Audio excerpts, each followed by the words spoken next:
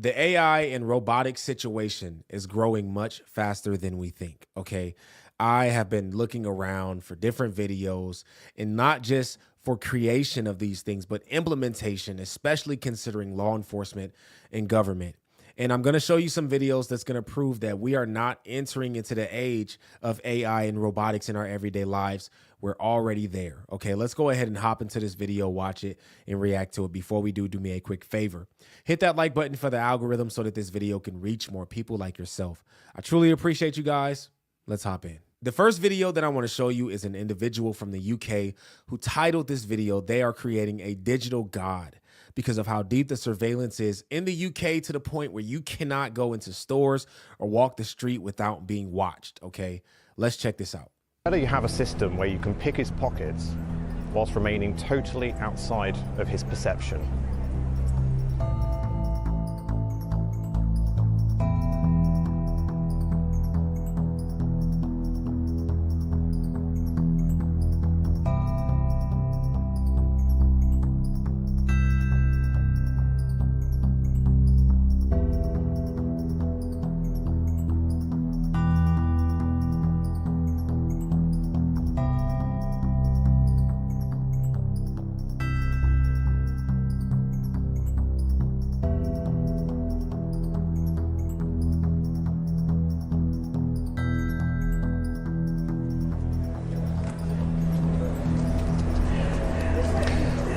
That is what the police call overt surveillance. They're not hiding it. In fact, it's quite intrusive, and they're right in your face. The police know that that sort of thing upsets people, so when they rolled out live facial recognition, they crafted a PR campaign to go along with it. They say that they have a watch list, and the camera extracts a biometric signature from your face, which it compares with the watch list to see if you need to be kidnapped and thrown in a cell. But don't worry, if you're not on the list, the system forgets you instantly in the blink of an eye, like nothing ever happened. You didn't feel their fingers forcing their way into your pockets, so what's the problem? But whether the checking of papers is done physically or by an AI machine blinking at you for a split second, the moral framework is actually the same. It's not a moral activity. If it were, people would actually enjoy it. So he's speaking about this live facial recognition that is all over the streets. I'm not sure exactly which city this is, but it's in the UK. And it's not just law enforcement. Okay, law enforcement is working with the stores, the businesses, to put cameras in there so that everywhere you go, you are being watched, and they know everyone, what they're doing, your patterns, where you're going, who you are, what you've done in the past.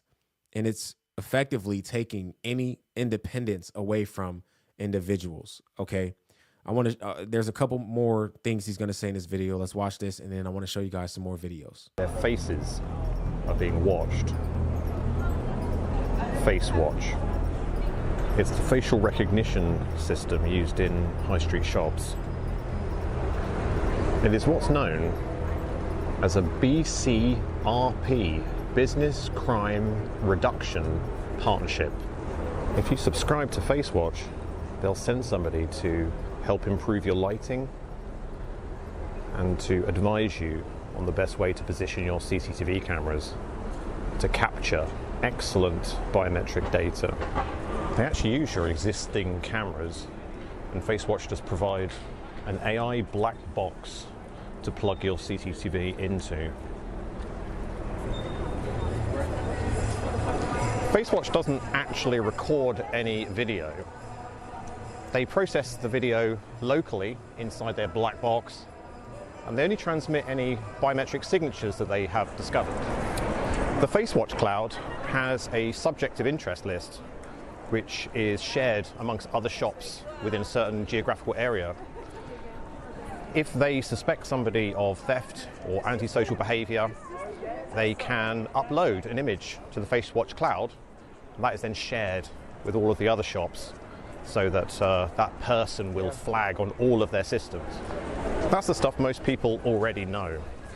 What you may not know is that the FaceWatch system has a provision for the Metropolitan Police. The police can add images to the FaceWatch cloud, but if someone on the police watch list gets flagged by any shop using FaceWatch, the alert actually gets sent directly to the police, and the person in the shop running the system won't even know that that person has been flagged.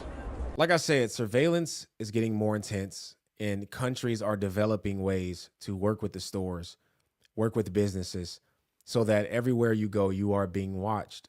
And if you get flagged, then the law enforcement is immediately going to know who you are and where you're at all points of your day, as long as you are walking around in the streets. Okay. And I want to show you this video right here. This is in China. They have adopted robocops, literal robocops on the street. They are increasing their advancements in robots by a lot. Okay. And I'm going to show you how it's getting crazy. Okay. And I'm going to show you how all of this ties together at the end. But let's check this out. Nearly 6 feet tall, the newest police recruit on patrol in the city of Wuhu commands attention, less because of the uniform than the 6 high-definition cameras and advanced sensors under that hat that allow the AI-powered robot called R001 to manage the flow of traffic and people in the streets and around the clock. It looks just like a real person at first sight, says this pedestrian. Real-life robocops like this have been rolled out in other Chinese cities too, including Chengdu, Hangzhou, and Shanghai. One of the police instructors says the robots work alongside human traffic officers, or they can tap into the traffic lights to work solo.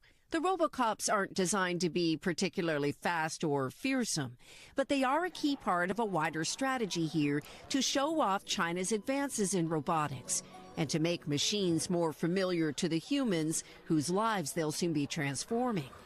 Chinese robots have moved quickly from factory floors to daily life since 2015, when China's government declared robotics an industry to dominate.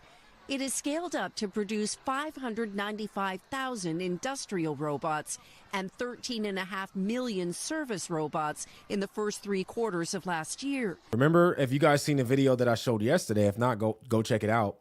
Elon Musk said that, you know, in a very short time, robots are going to be involved in our lives on a daily basis. He said it's going to get to the point where families are going to own a robot to handle different tasks, such as cleaning up, watching the kids, watching elderly people, right? He's saying that robots are going to be doing this. Okay, we are in an age where our lives are going to be surrounded by AI and robots. Now, all of that sounds good and fun until you start to think about, well, what could they do with AI and robots that could actually harm individuals? Will AI and robots be part of the usage in the end times when we're talking about persecuting Christians? Okay, that's something to think about. And we're in this age right now. They're going to make these a part of our lives, okay? Let's watch a little more of this, and then I'm going to show you a robot that did one of the best backflips I have ever seen, okay? Let's finish this. Morgan Stanley predicts China's robotics market will hit $108 billion by 2028. There are now more than 150 companies making humanoids. So how long have you worked here? We went inside one of the leading firms called Unitreat last year and met G1 EDU. The robotics industry is backed by state funding, a lot of it, as well as venture capital.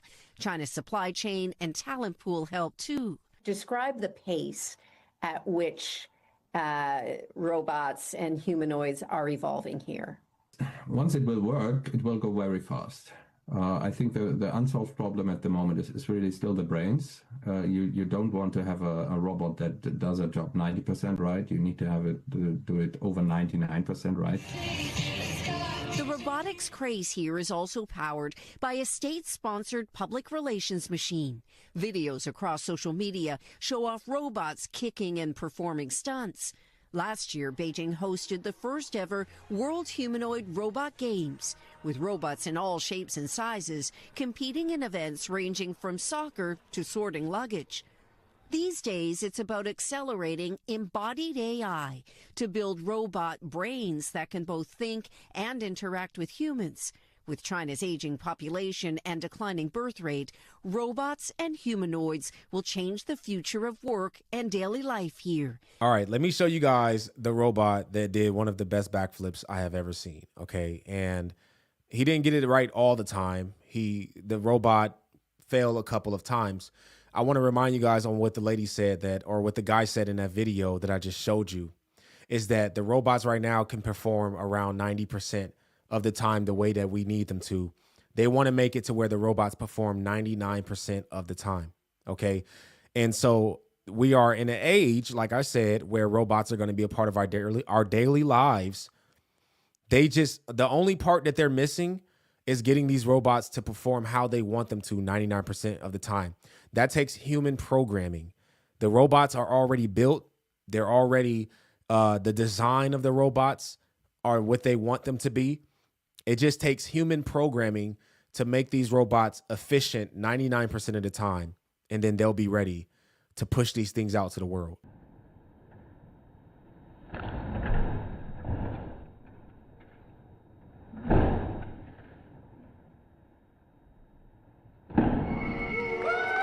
Did you see that? That was real speed. A humanoid robot doing a phenomenal backflip. That was phenomenal. I've been doing backflips since I was a young child. That backflip right there, that was nice.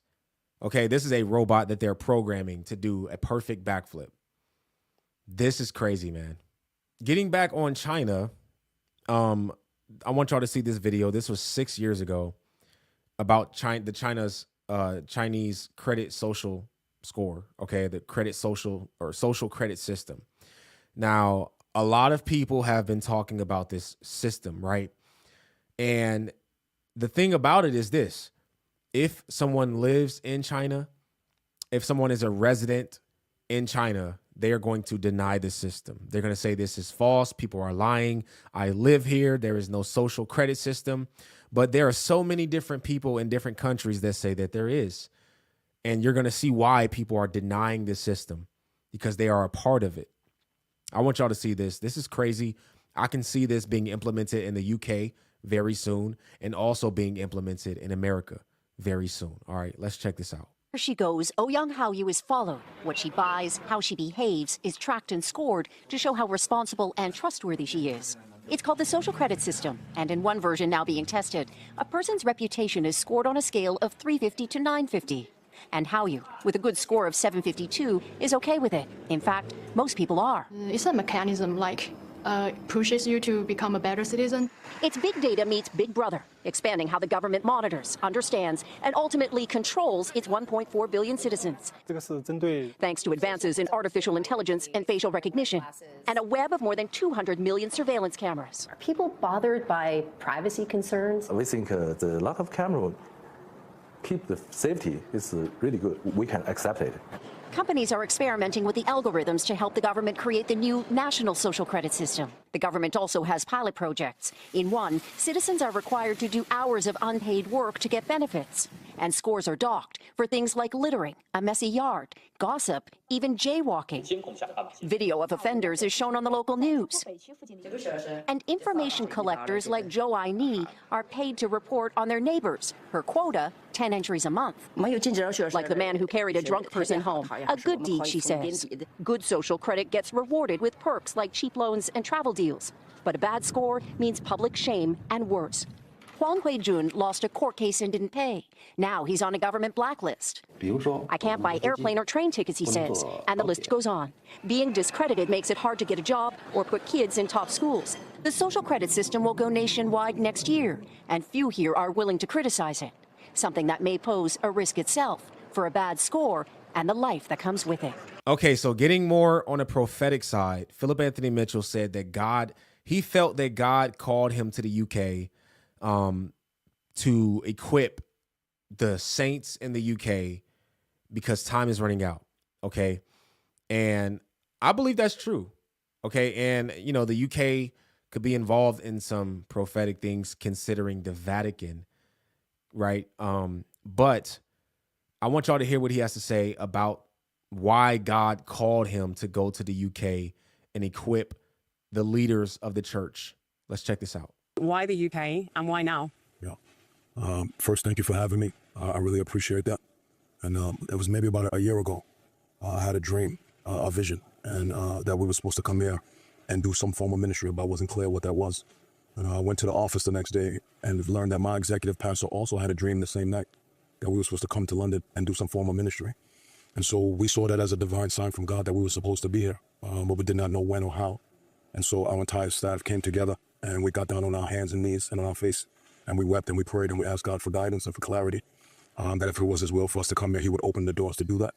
And so we're here in London, in the UK, out of obedience, and not trying to chase platforms. I'm not that kind of person. It's not that kind of ministry.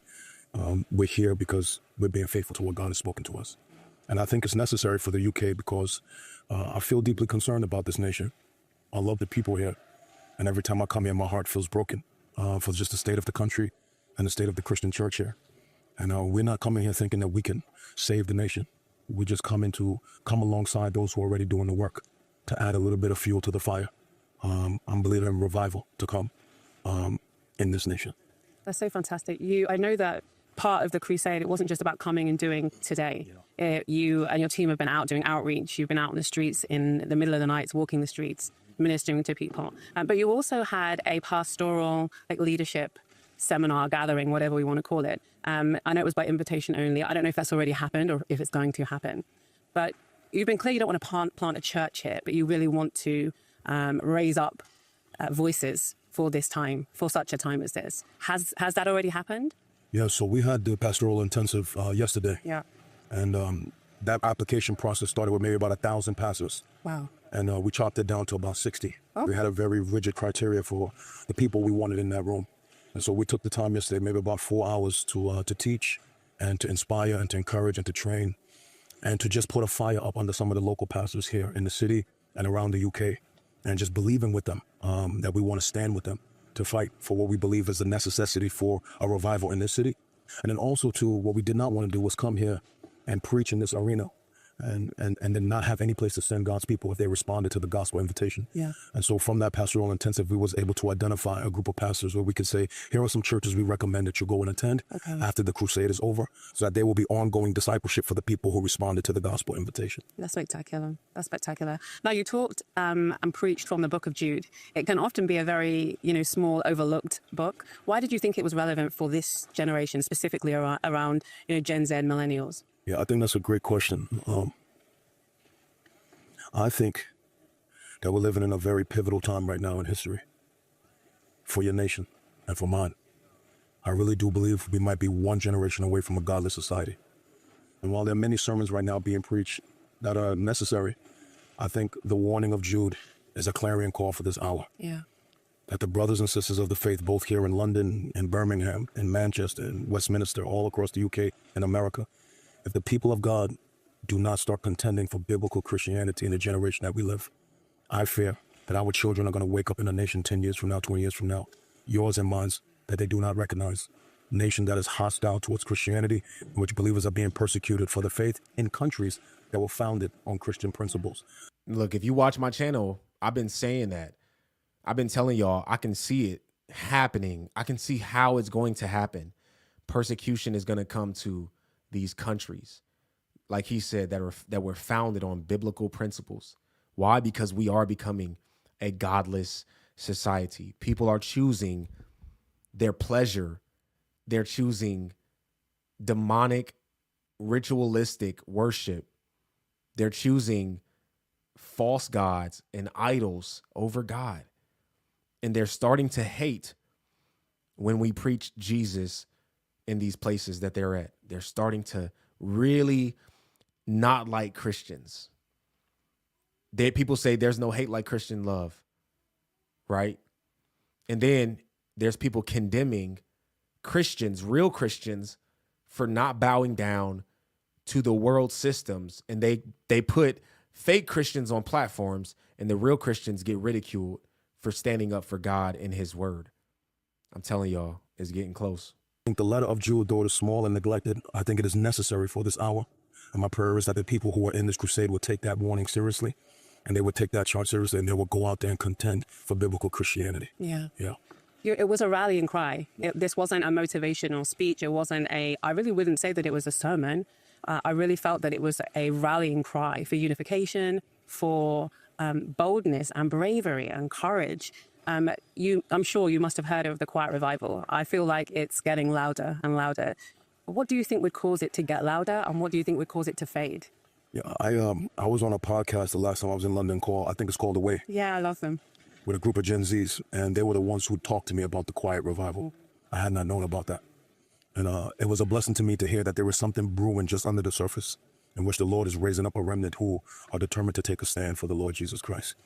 In my prayers, I hope, and our prayers for them and our financial support of some of the outreaches we have partnered with here through our crusade, that we would help put just a little bit of gasoline on that fire of that Quiet Revival. And what I believe is that the revival will be strengthened through evangelism, the proclamation of God's word, the heralding of the gospel, the winning of souls, and the multiplying of disciples, and being serious about the Great Commission, because I believe the time is running out. And more than just dead, empty sermons, we need to be challenged. The believer needs to be stirred, and the unbeliever needs to be called back home to the loving Father. If we're not about the Great Commission, if we're not about the Father's business, then we're not about nothing right now. We're wasting our time. Yeah. That's how I feel. Yeah. Like I said, we are now in an age where AI is going to be a part of our lives, our daily lives, and robots are going to be a part of our daily lives, okay? You can see from different countries, they're implementing facial recognition. This is also being done in America. Don't think that it's not here. Your major stores are using facial recognition. Walmart was already sued for using facial recognition, and they're still using it, okay? And they work with different companies that provide the technology so that when you walk into a store, they know who you are. They know if you shoplifted before. They know your spending habits. Okay, I showed a video a while ago about a guy that went into Walmart and paid cash and got an email about his purchase. How does one pay cash for an object and get an email about their purchase when there was no digital trace of him buying this? It was cash. The reason why is facial recognition, okay?